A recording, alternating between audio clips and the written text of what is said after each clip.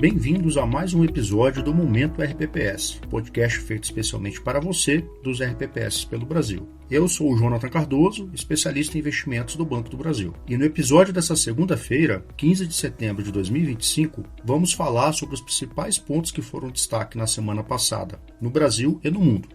Começando pelo cenário externo, tivemos a divulgação de indicadores de inflação nos Estados Unidos. O CPI, Índice de Preços ao Consumidor, subiu 0,4% em agosto. Na comparação anual, a inflação chegou a 2,9%, superando o mês anterior.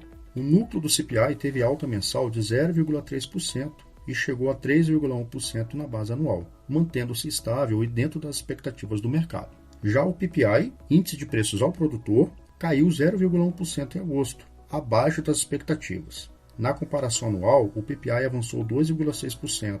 O núcleo do indicador, que exclui alimentos e energia, também registrou queda de 0,1%, o que resultou numa alta de 2,8% na base anual. Ainda nos Estados Unidos, tivemos eventos importantes em torno do Fed, como a decisão do Tribunal Federal de Washington, que garante à diretora do Fed, Lisa Cook, permanecer no cargo enquanto luta judicialmente contra os esforços do presidente Donald Trump para demiti-la.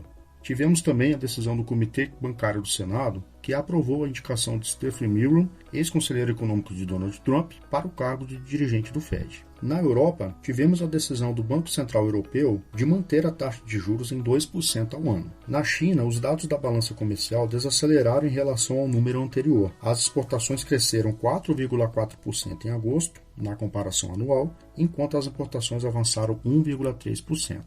E para os próximos dias, o que temos de agenda? Nos Estados Unidos, vamos acompanhar a reunião do FONC marcada para a próxima quarta-feira, com a expectativa de início de um ciclo de flexibilização monetária. Esse movimento é sustentado por sinais mais claros de desaceleração no mercado de trabalho, porém, deve-se uma trajetória mais comedida de cortes na taxa de juros. Ainda nos Estados Unidos, teremos as vendas no varejo e a produção industrial de agosto, que podem causar alguma volatilidade antes da reunião do FONC. Teremos decisão de política monetária também no Reino Unido e no Japão. A expectativa é de manutenção das atuais taxas de juros. Na China, serão divulgados dados de atividade, como produção industrial e vendas no varejo, que devem indicar um cenário de estabilidade moderada.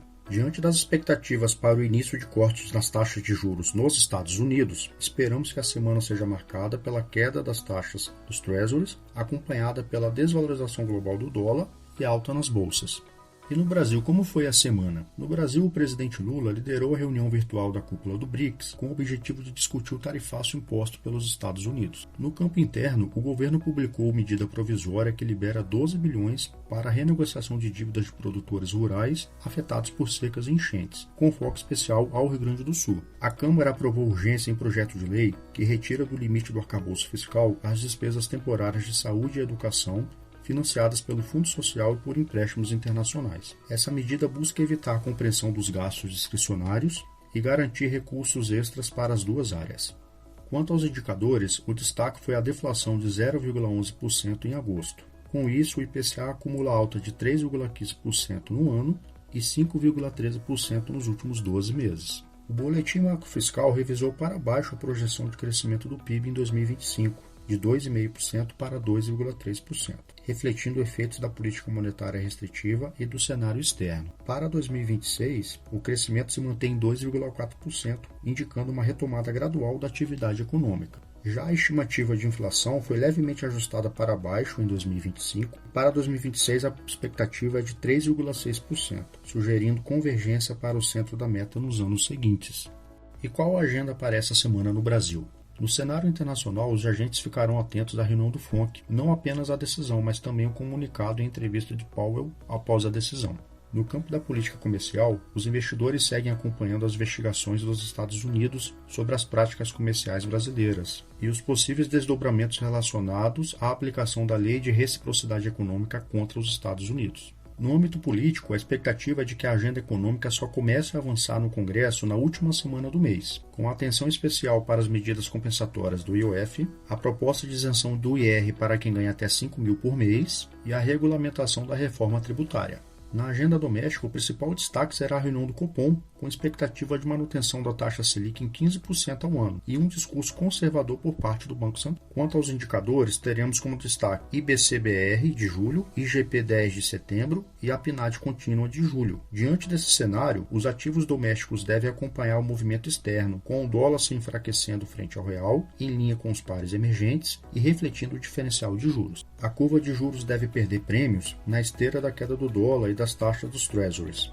O Ibovespa deve se valorizar, acompanhando as bolsas globais, beneficiado pela perspectiva de começo do ciclo de flexibilização monetária nos Estados Unidos.